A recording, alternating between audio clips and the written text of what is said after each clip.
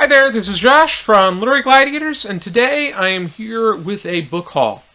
This is going to be a haul of the books that I acquired on my 18th visit to the Book Garden in Cambridge, New Jersey. And this time I went with a friend of mine who lives in my neighborhood, and it just so happens that she works with Charlie at the library, and we had a very nice time. I got myself quite a nice amount of books. I got a total of 25 books. My friend got quite a few books as well. And let's get right into the books that I acquired on my most recent visit to the Book Garden. We are going to start with the first thing that I got, and that is Herrick'S Poetical Works, edited by L.C. Martin. This is a collection of Robert Herrick's poetry. I was introduced to Herrick in British Literature 1, and The Vine is probably the poem that really stuck out to me because it examined very adult subject matter in a very lyrical kind of way. And I'm inclined to read the rest of what he's written and learn more about Herrick's poetry.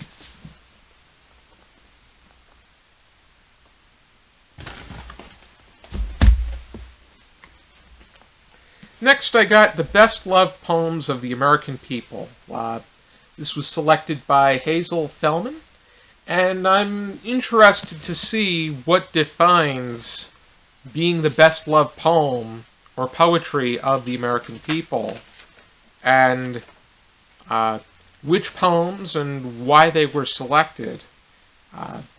Not all of these are written in America. It just so happens that it got a good response within America. Granted, in the 19th century, most Americans were reading Dickens and Shakespeare, whereas American literature really did not begin to develop merit of its own until 1925.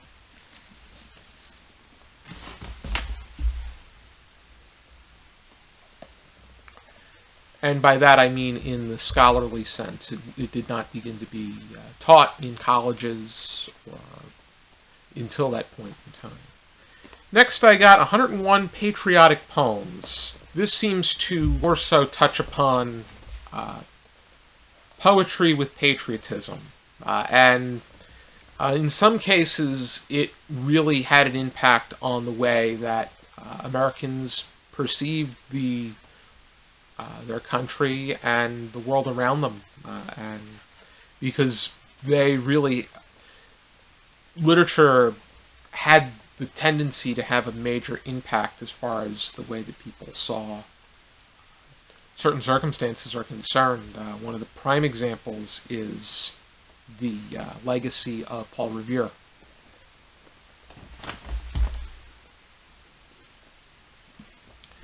Next I found From Hiroshima to the Moon, Chronicles of Life in the Atomic Age by Daniel Lang. And this is a collection of the stories of those that were affected by Hiroshima and the atomic bombs, the atomic bomb that was dropped on the Japanese island during World War II. This is Not I, Memoirs of a German Childhood by Joachim Fest, translated from the German by Martin Chalmers. This is a story of somebody who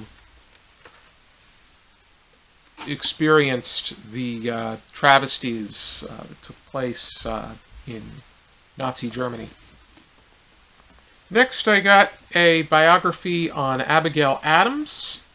This was written by Woody Holton, and this was a winner of the Bancroft Prize.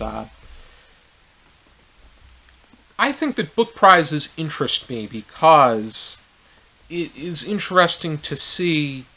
First of all, it's interesting to have a list. But second of all, it's interesting to see what kind of merit a book holds and what kind of merit a prize holds. And to compare and see how extraordinary the prize itself is. I mean, of course, my favorite book prize is the BookTube prize because it clearly takes into account the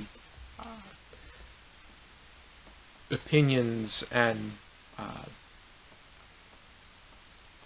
judgments of the BookTube community, which is a general population of readers, and I've had the honor and privilege to judge quite a few rounds. But anyhow, it would be interesting to learn more about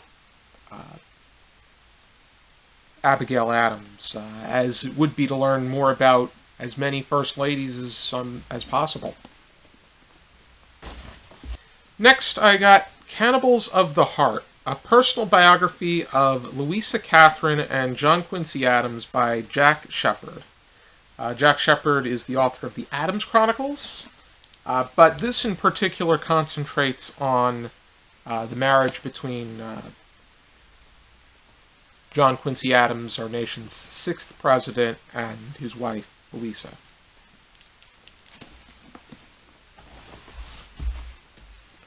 Then I got some cookbooks. This is technically more a food-related book pertaining to health and fitness, but this is Kale, The Complete Guide to the World's Most Powerful Superfood by Stephanie Peterson. And this does include recipes for kale, but it also is it also talks about the significance and health benefits to this leafy green vegetable.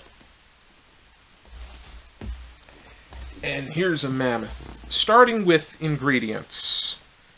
Quintessential Recipes for the Way We Really Cook by Eliza Green.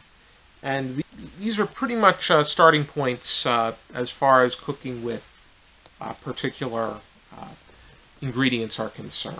And this is a wide array. This covers a wide array of different theme ingredients and recipes that can be applied to them. I got some short story collections. I have one short story collection by W. Somerset Maugham, but this is the complete short stories of W. Somerset Maugham. This is East and West and the World Over. These are 2 different volumes, and I got them both together.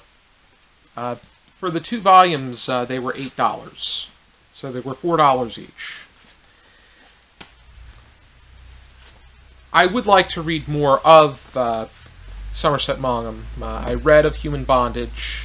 I thought that there was merit to it, and I'm inclined to delve into what he has written. And here is an enhancement to my Hemingway short story collection. Now, this is the complete short stories of Ernest Hemingway, and this includes the short stories that were published after the first 49. So it's nice to have this as part of my collection, since there are more short stories, and it's the entirety of Hemingway's short stories. I got a play from PlayScript, Orange is the New Glass by Tyler Dwiggins. And this is autographed by Dwiggins himself. And this is this is pretty much a play where fairy tales take part in a media-obsessed kind of world. So it seems pretty zany, but interesting. I got some children's books as well. These are children's chapter books that are Newbery caliber.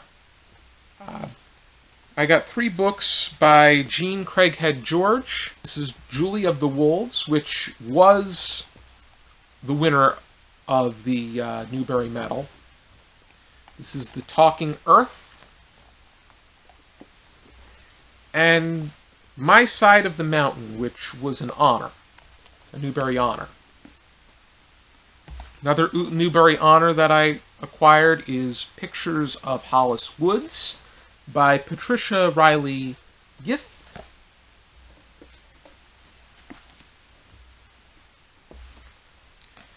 I got The Music of Dolphins by Karen Hesse, and she was a Newbery Medal winner herself.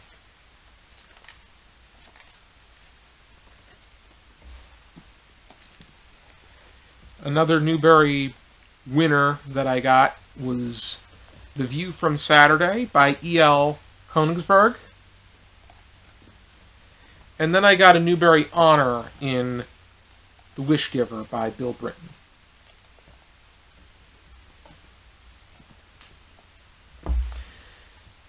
I added to my John Grisham collection. These are trade paperbacks of his most recent books. I got Camino Island, The Rooster Bar, Sully, and A Time for Mercy, which is part of the Jack Briggins series. Jack Briggins makes his first appearance in A Time to Kill, and that was a book that I read and enjoyed back in 2016. And then finally, I got Paris, a novel by Edward Rutherford. Edward Rutherford is known for mammoth historical fiction pieces. Very much reminds me of James A. Michener, where he examines a certain setting and really delves into the lives and their people within that setting. He wrote New York and Ireland and Ruska, so I think this is worth incorporating into my collection.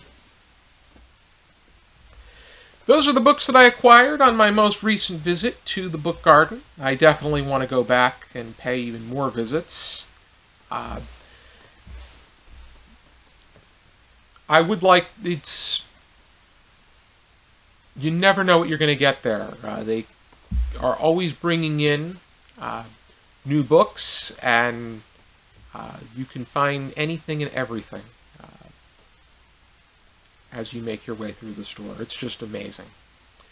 Thank you for tuning into this video. I hope you check out some more videos from our channel, and for now, keep reading.